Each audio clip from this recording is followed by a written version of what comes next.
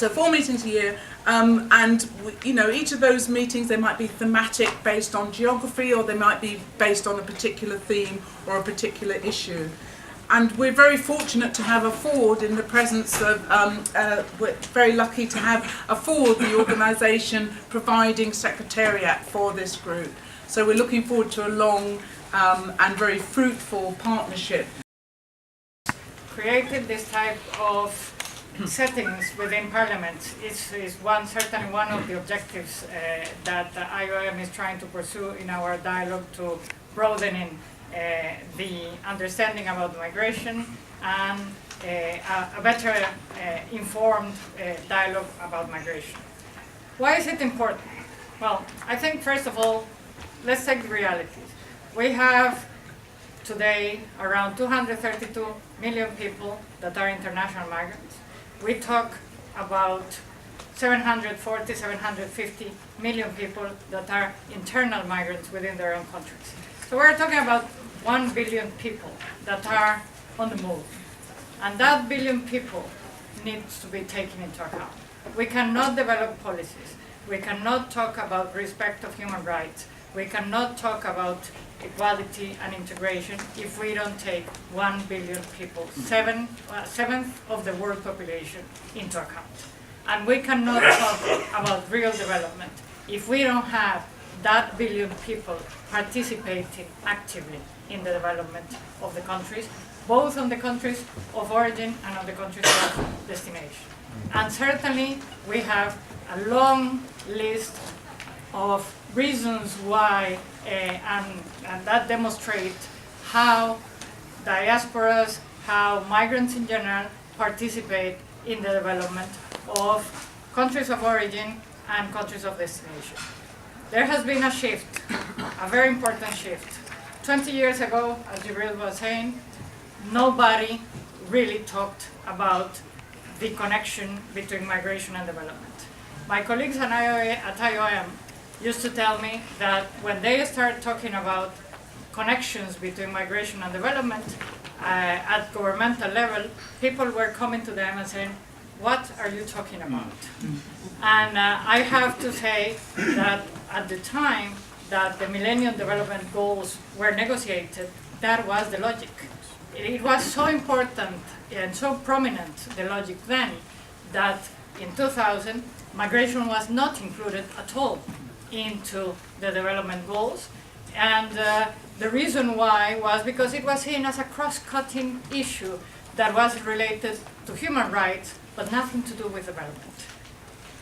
15 years after, we are at a historic moment to try, in which we are negotiating again these sustainable development goals for the next 15 years, probably. And we cannot allow that happens again. The reality is that there has been a very important shift in the logic. Today, everybody understands that migration and development are interlinked. We have, as Jibril was saying, one high-level dialogue in 2006 that still the issue was relatively controversial. 2013, we had the second high-level dialogue at the General Assembly, and there was even a common declaration that was adopted for the first time by the General Assembly, because everybody found points in common that everybody agrees, and part of it was the very clear links between migration and development. What has helped? Well, I think a lot of things have helped. I think this type of approaches have helped. Diaspora organizations, the creation of a diaspora organization has helped also.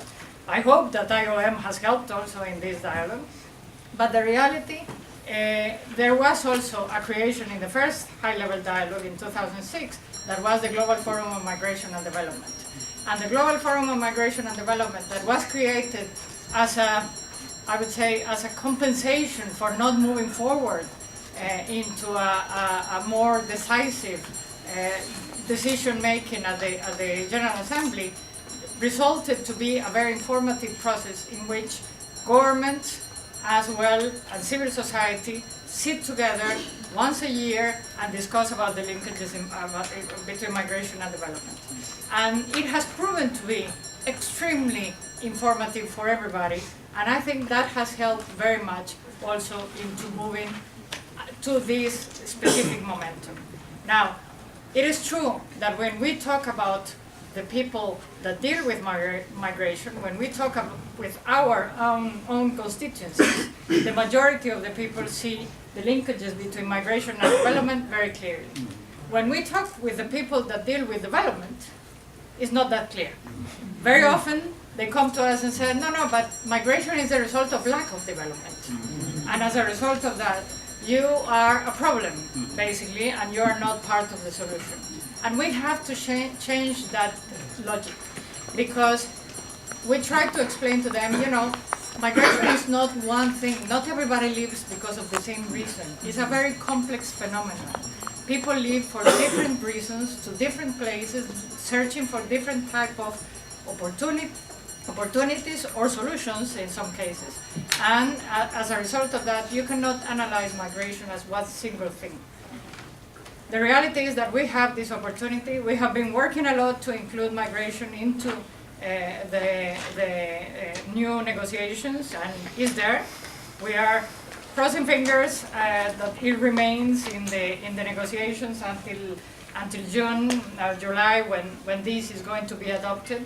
And I'm hoping that through the work that we have done with civil society, with some of the governments, including migration and development migration into the development plans in a lot of countries around the world, that realization has become very much clear for everybody.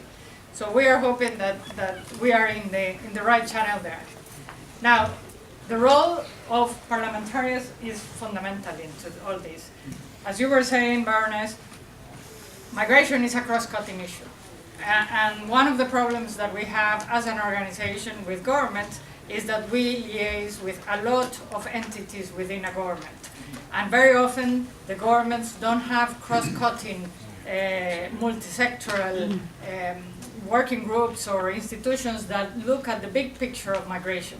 And each one of them look at the specifics that they are interested in. Is it labor? Is it education? Is it home affairs? Is it multilateral affairs, external affairs? So each one of them has a very fragmented view of what migration is and how important it is for them. Parliamentarians don't have that problem. You are much more capable of looking at the big picture and seeing the connections, the interconnections between that. And that's exactly the type of approach that we need in order to understand that migration does have some issues. There are some issues that are created for migration. It's not the solution for everything. We have to address those issues. But the reality is that there are a lot of positive things that migration brings and that have to be enhanced, and that only if the government takes a logic that facilitates and enhances migration, the way that migration collaborates with development, then migration indeed becomes part of the solution and not only a problem to address. So I am really happy that you are moving into this direction. You certainly have pushing this for a lot, I know, and you too. And really, I think is the right thing to do. We are hoping to be joining you in this adventure, certainly in the future. And obviously, diaspora organizations have also a fundamental role. You have to be participative of this. You have to make the point with government. Governments have realized the importance of diaspora organizations. As Jibril was saying, we did in IOM ministerial conference 2 years ago, 3 years ago? 2013, that's 2 years ago. And we were actually extremely surprised, because at the beginning we thought that we were going to do a very small conference, and finally we got 550 participants. As Jibril said, 50 ministers from all over the world came, because it was the first time that somebody was thinking about doing something in inviting these ministers to talk together. And we find there a lot of commonalities in what different governments are doing, in how to engage the diasporas, the creation of diasporas, determine who they are, how they are, what they are doing, how they can participate in the development, and how interested they are to participate in the development. So all of you here have each one a different role to play, and I am really happy to be part of this, and certainly you can count on IOM for this and for the support of the all-party parliamentarian group, and continue in this dialogue for the future. Thank you very much.